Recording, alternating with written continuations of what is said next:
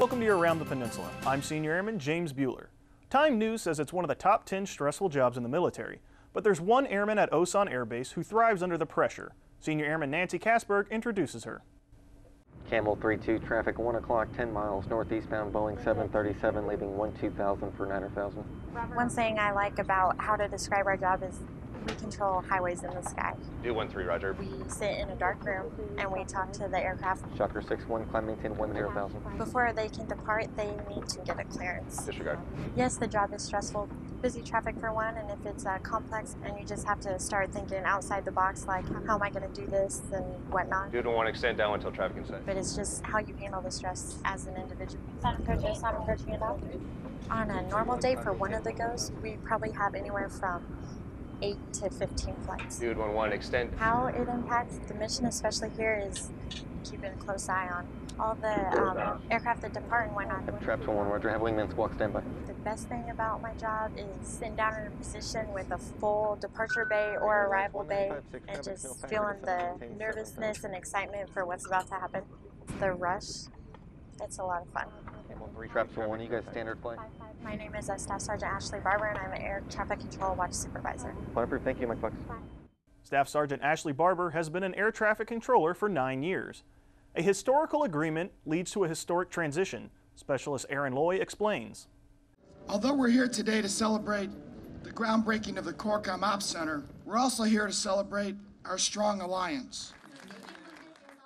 U.S. and Republic of Korea officials meet at Camp Humphreys for the groundbreaking of the new Korea Command Operations Center. Construction begins immediately and is split into 3 phases.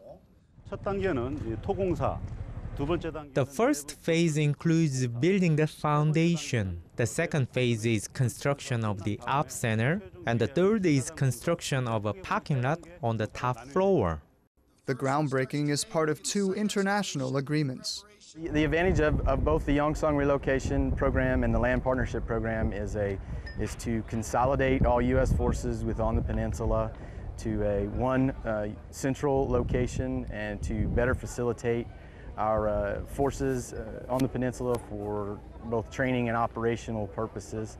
It helps to free up real estate within the city of Seoul and north of Seoul in the 2ID area as well, and returns portions of land back to the Republic of Korea. We meet daily with our ROC counterparts. They are essential for us to execute this program. Without them, we would not be successful here in the Republic of Korea. Specialist Aaron Loy, Camp Humphreys, Korea. The KORCOM Ops Center is one of the biggest ROC U.S. transformations over the past 60 years. A friendly challenge can lead to a strong relationship. Army Sergeant Stephen Donaldson takes us to the sidelines to find out more on Camp Casey. The referee moves to center court at the Kerry Gym on Camp Casey and starts the matchup between the Wolfpack and the Spartans. The Camp Casey and Hovey summer basketball season is in full bloom. Communication's key in basketball. Can't go wrong in that source. The Wolfpack starting point guard helps Rivers lead the team. Excellent. Rivers is an eccentric player. He compliments me very well. I mean, he's a good guy. I just met him recently, and he's already leaving. I'm kind of sad to see it go, but I just want to let him know I appreciate it. Thanks to the duo of Private Rivers and Alfredson, they lead the Wolfpack over the Spartans 30-20. Army Sergeant Stephen Donaldson, Camp Casey, Korea. The final 2 teams from Camp Casey and Hovey move on to the playoffs at Camp Red Cloud. The important decisions we make throughout our careers impact our everyday life. Specialist Pedro Amador takes us to class at Camp Casey where these options are mapped out.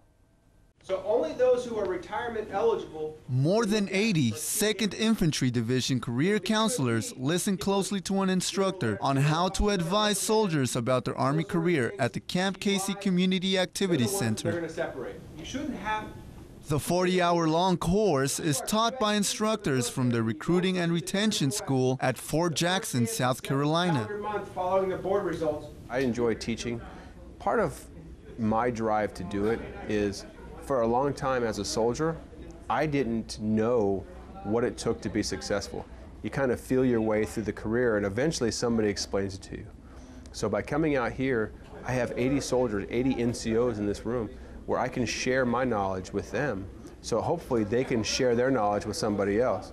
Because if we shared our knowledge, we'd have people that are more successful instead of trying to figure it out on your own. Sergeant Whitney brings years of knowledge about helping soldiers understand their options when it's time to re-enlist, which will help these career counselors. I want to be able to provide monthly counseling on soldiers who are coming up on their re-enlistment windows, to be able to provide them information so they can make informed decisions about their futures, whether inside or outside the Army. I had never PCS at a Fort Bragg, but one of the key points I've taken away so far is ask a soldier, what do you want from the Army? So I can now actually be able to help them answer that question.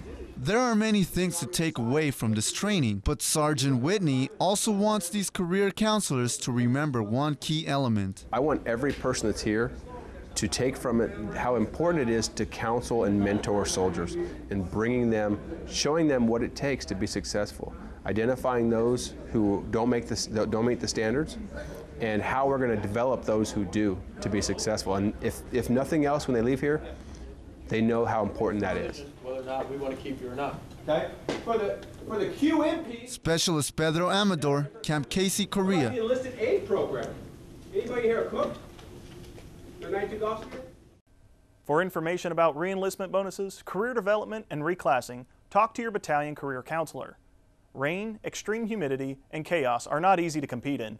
Army Sergeant Stephen Donaldson goes through these conditions at Rodriguez Range. In the chaos of gunfiring, exploding bombs, and yelling,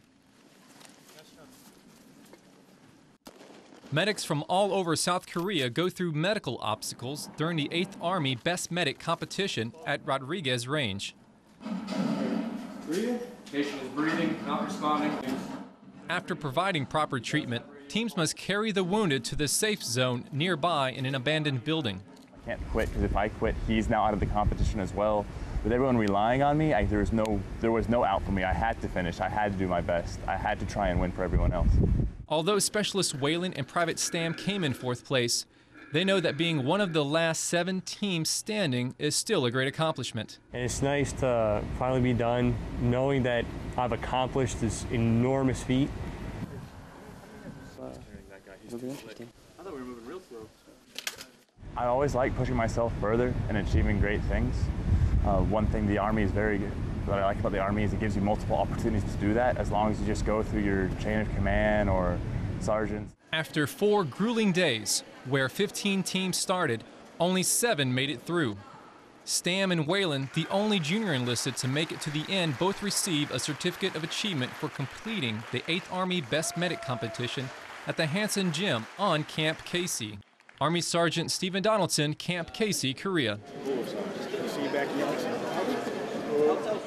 The top team will move on to the next competition at Fort Sam Houston, Texas. Soldiers from the 5th Medical Detachment make their usual Friday extraordinary. Army Sergeant Jonathan Norris got his feet wet to keep up with the soldiers. Soldiers from the 5th Medical Detachment took part in the Warrior Adventure Quest. The quest gave these soldiers the opportunity to experience ziplining and whitewater rafting. The intent here today was to bring soldiers out on their duty day in civilian clothes and enjoy a time of resilience together. Although the quest gave everyone a change of scenery, with a little recreation outside of their normal routine, the adventure provided the 5th Medical Detachment with a valuable team-building exercise. Even as simply as having to row together, the 1, 2, 1, 2, and rowing together and cooperating. So it definitely brought everyone a little closer together. We had to work together to make it down the river. While flying through the sky and conquering the white water, the 5th Medical Detachment gained something to take with them. I highly, highly recommend this. At a day when soldiers are looking for something to do in Korea, it's a wonderful team-building alternative for those soldiers to get together and have some fun on a duty day. It'll be an experience that they won't soon forget. An unforgettable experience in building camaraderie, one row at a time. Army Staff Sergeant Jonathan Norris, NJ, Korea. You can get more information about activities in Warrior Adventure Quest at the Moyer Outdoor Recreation Center.